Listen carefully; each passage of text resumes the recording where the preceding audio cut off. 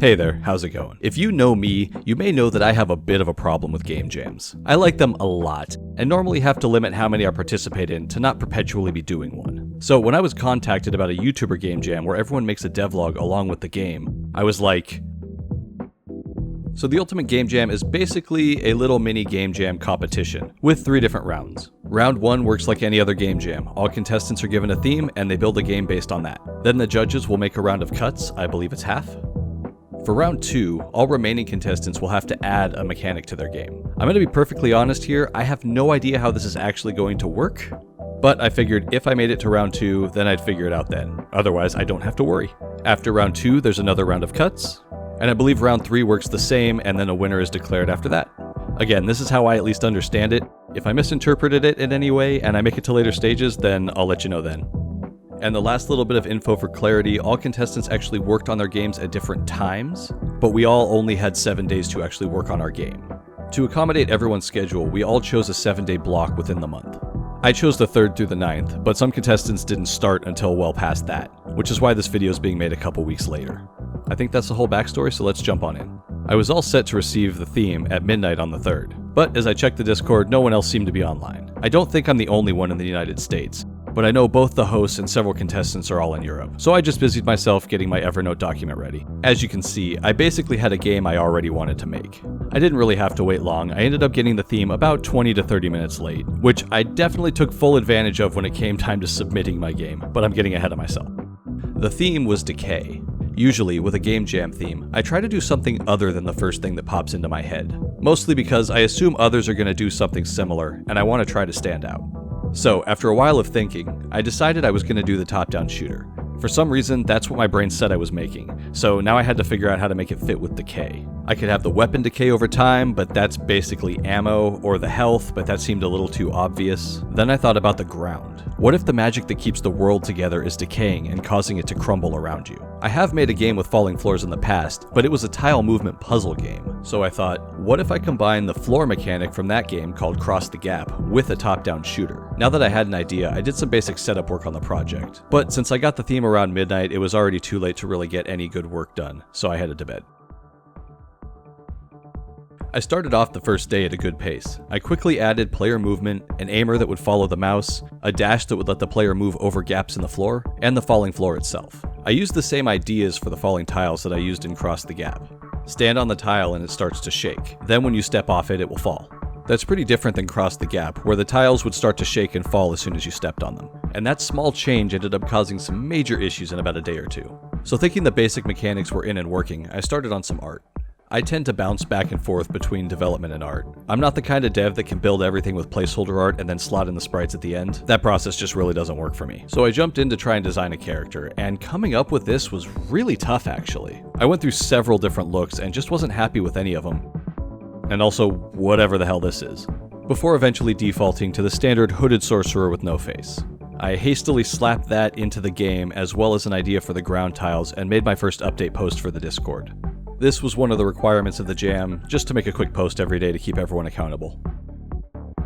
I started off day 2 by jumping into A-Sprite and getting the animations created for the player. I really like the way these came out. They are super cute, and I love that little shuffle walk.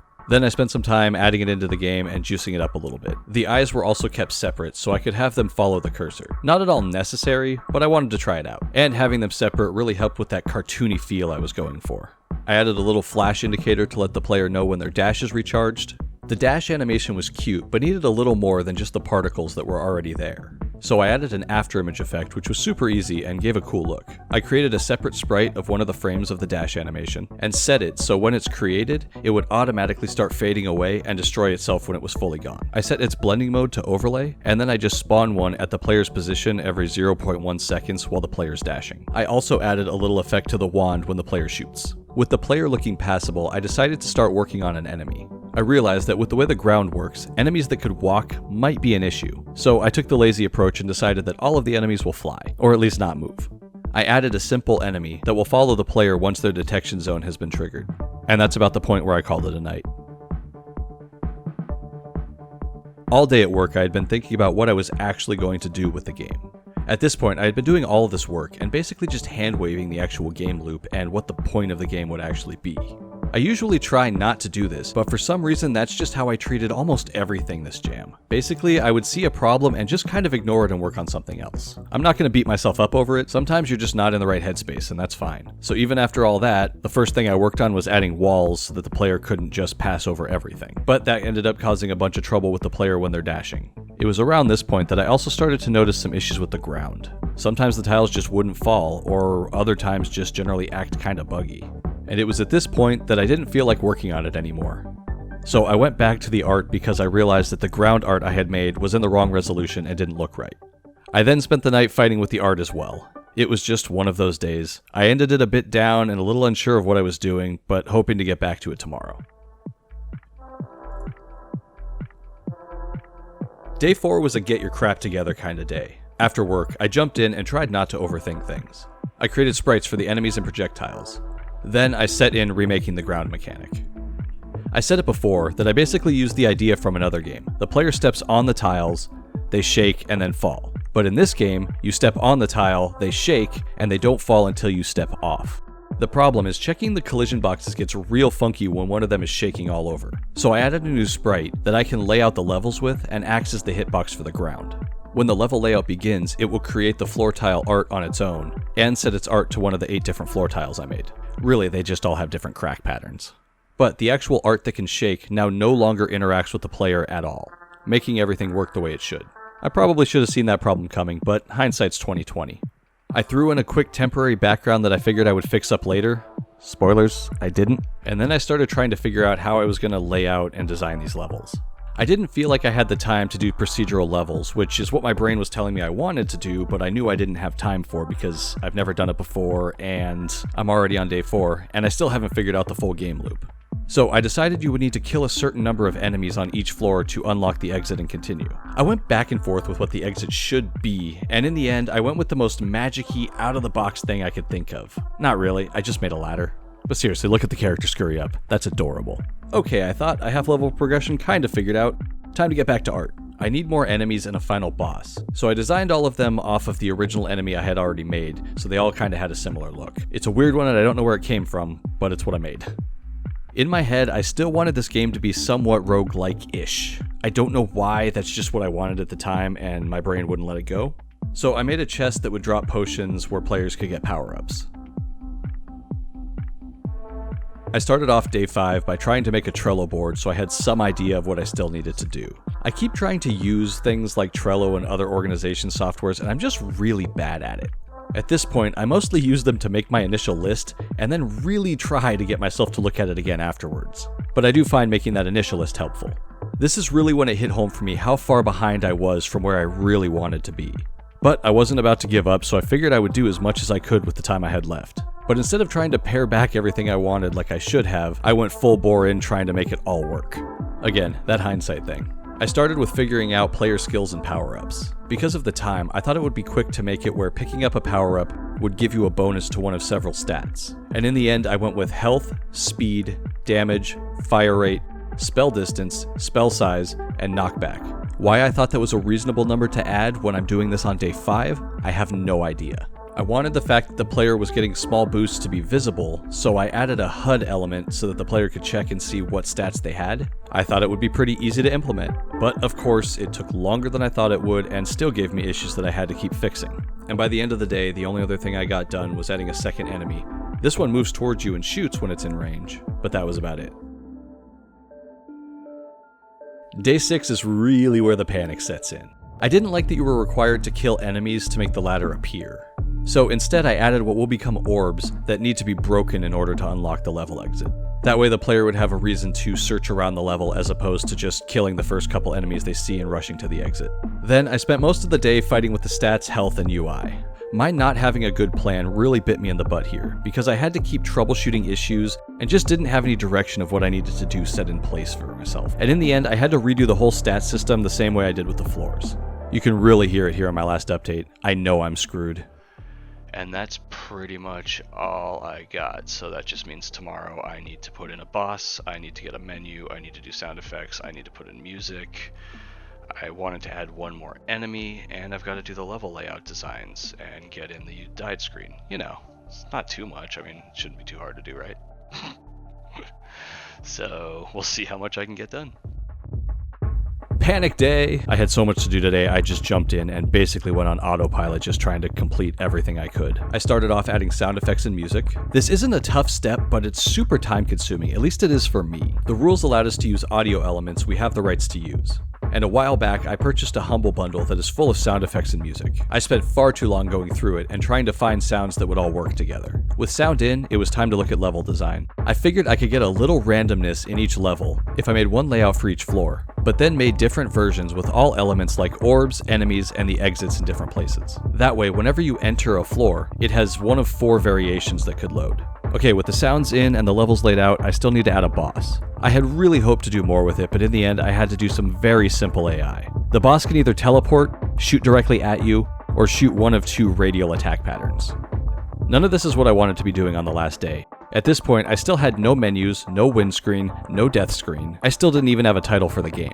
So panic was setting in hard. I got the boss to a passable state and jumped back into Photoshop to design the menus. At this point, it's 9:30 on day 7 and I'm starting on the menu design. I then proceeded to spend like half an hour trying to figure out what to call this game. I honestly can't even tell you why I was making some of the decisions I was making at this point.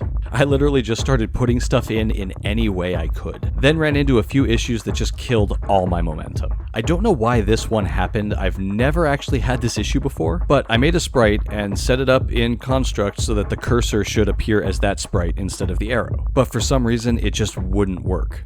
As a last-ditch effort, I tried to just create the sprite on the screen and have it set its position to the mouse, but it was lagging behind, so I had to scrap it. So sadly, this game is played with an arrow. Then, when exporting the game to do some playthroughs on the actual build, for some reason, the music wouldn't play. This ate up a good amount of time because it was only happening on export. It was working just fine in the builder, which means for every change I made, I had to actually wait for it to build and export. And after way too long of fighting with that, it turns out that in Construct, the NWJS builds do not like it if the song title has any other character in it that's not a letter or a number. Turns out the song that I had picked had a hash in the file name. Once I removed that, everything worked just fine. I feel like that's happened to me in the past and I forgot about it, but I don't think I'll forget about it after this. At this point, it was past midnight, so I never got to fully test out the build because I was just out of time. I ended up uploading the build at about 12:20. Told you I'd use that extra time. I set the game to private with a password because I was done and just didn't feel like setting up the itch page. I posted the link in the Discord and then I tried to chill out and I went to bed.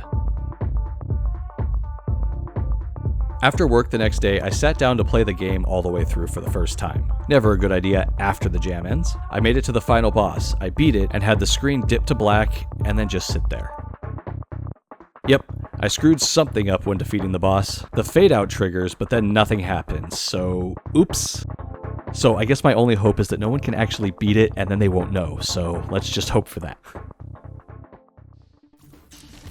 In the end, I just tried to make a game that was much larger than I actually had the time to make. And because of that, I had to cut corners. More than I usually do in a game jam, even. Overscoping is a tale as old as time, and if you don't have your plan solid from the start, you're just gonna flounder the whole time.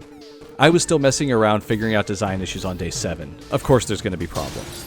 Overall, it's not that bad though. I had a good time, minus day 7 because most of that was just panic, but I have been going through a pretty low confidence period, and even though this game didn't turn out the way I wanted, I made some really cool art, played with some fun mechanics, and was able to submit on time. If I make it to the next round, I'll get a chance to fix up a bunch of those issues. If not, I'll still fix the major bug like not being able to win, but I'll probably just leave it at that. I learned a lot from this project, and that's what I value most. The next time I make something, I should be able to avoid at least some of the headaches that I had here. That's why I really like game jams. There's something about that deadline that lets me just cut my losses, learn from it, and move on. So this is me from the future jumping in with a quick update. After I recorded all this, the results were posted on the Discord. A huge congratulations to Usopp Prod for taking the #1 spot in the first round. Somehow I came in second, Artindi came in third, and Outer Studios fourth. The 4 of us will be moving on to the next round sometime next month. But that does mean I can't fix any of the bugs in the game because the next round builds off of what we have this one. So the game is up, but I'll be keeping it set to private with a password. I personally just don't want to have a game on my page for a month with a bug that makes it impossible to win. If you do want to play the game in its current state, feel free, you're more than welcome. The link is in the description of this video, and the password is UGJ. All capitals, no spaces. I'll make the game public at the end of the next round when hopefully I fix everything and it doesn't break on completion. So once again, congratulations to Usopp Prod and all of the other contestants for finishing their games. And now back to past me for the rest of the already recorded video. So that's my game. I hope you enjoyed this deep dive into its creation, and maybe you learned a few things, or maybe a few things not to do. Please go check out the other contestants' games and devlogs to see how they approach the same theme. All their links are down in the description. If you made it this far into the video, you're awesome and I totally appreciate it. Thank you very much for watching, and I hope you all stay safe and healthy. If you have any questions or comments, you can leave them below, message me on Twitter, or join the Discord with a bunch of other cool people. If you enjoyed this, please consider liking and subscribing, and I will talk with you next time. Have a good one. Later.